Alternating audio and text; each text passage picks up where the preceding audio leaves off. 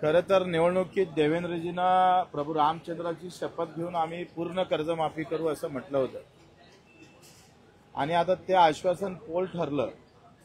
प्रभू रामचंद्राची शपथ मोडल्या गेली, रामराज्य आलं, पण शपथ मोडणारे हे आमचे मुख्यमंत्री आहे।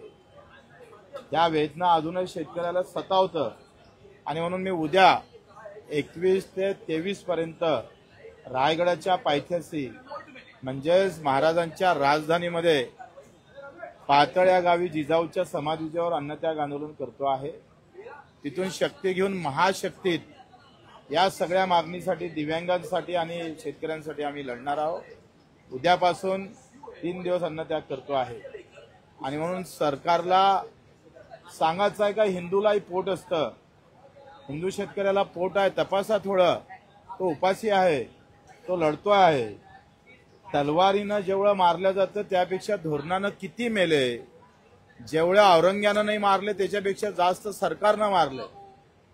जे काँग्रेस 3.5 लाख शेतकऱ्याच्या आत्महत्या ह्या 5 वर्षा अगोदरचा आकडा होता, आता तो 1 लाखानं वाढला असेल। एवढी मारामारी जर धोरणामुळे होत असेल तर हे औरंगजेबाचं कृत्य थांबवणारी औलाद कुठं पैदा होईल का याचा विचार करतोय, याची अपेक्षा करतोय का कोण ना कोणी उभं राहिलं पाहिजे आणि हीच सगळी मागणी घेऊन आम्ही लढणार आहोत। आता काही विचारायचा विचार शेतकऱ्यांच्या ज्या आत्महत्या आहेत त्याही वाढत चालल्या आहेत, त्या पण थांबत नाही आणि सोयाबीन कापसाला भाव देऊ असाही सरकार म्हणते, काय सोयाबीन 4,000 रुपये क्विंटल भावानं विकावं लागलं। एका एकरात 4 क्विंटल पिकलं, 16,000 आले। 16,000 मध्ये 6 महिने लागते पिकवाले। एकाच माणसाची मजुरी पकडली तर 32,000 रुपये खर्च आला, म्हणजे भेटले 16,000 आणि खर्च आला 32,000 एका माणसाचा, बाकीचे सोडून द्या। म्हणजे बटेंगे तो कटेंगे, तो अब कट गया ना हमारा किसान, कोण ख्याल देने वाला है। फतव्याच्या आणि बटेंगे तो कटेंगेच्या राजकारणामध्ये हा शेतकरी रोज मरतं आणि मीडियावाले सुद्धा ते दाखवत नाही।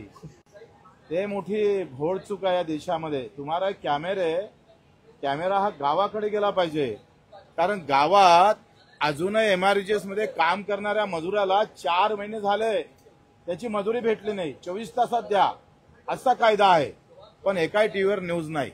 तो पाय पसरून तळपून मरतय, पण तुम्हाला कव्हर दिसतं मीडियावाल्यांना, त्याचं दुःख आहे। 4-5 महिने झाले त्या दिव्यांगाचं मानधन त्याच्या खात्यात जमा झालं नाही। ज्याला 2 पाय नाही, एका घरात 4 दिव्यांग आहे, तो कसा जागत असेल याचंही थोडंसं मला वाटतं तुमच्या टीव्ही मध्ये आलं पाहिजे, हे विनंती तुम्हाला करतो आहे।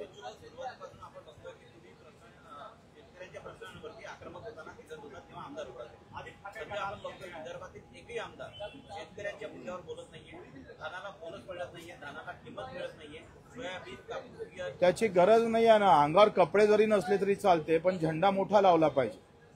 आणि मग तो निळा, भगवा, हिरवा असे झेंडे लावले का कपड्याची कुठं गरज आहे। आणि मग हे आमच्या राजकारणी लोकांनी सिद्ध करून दाखवलं का आखरी तुझ्या अंगावरचे कपडे फाटले तरी चालेल, बाप मेला तरी चालेल, पण झेंडा घट्ट पकडून ठेव, तो धर्माच्या नावानं, जातीच्या नावानं। आणि म्हणून ज्याचं पोट भरलं त्यानं झेंडा आमच्या हाती दिलं आणि आमचं पोट तसंच राहिलं।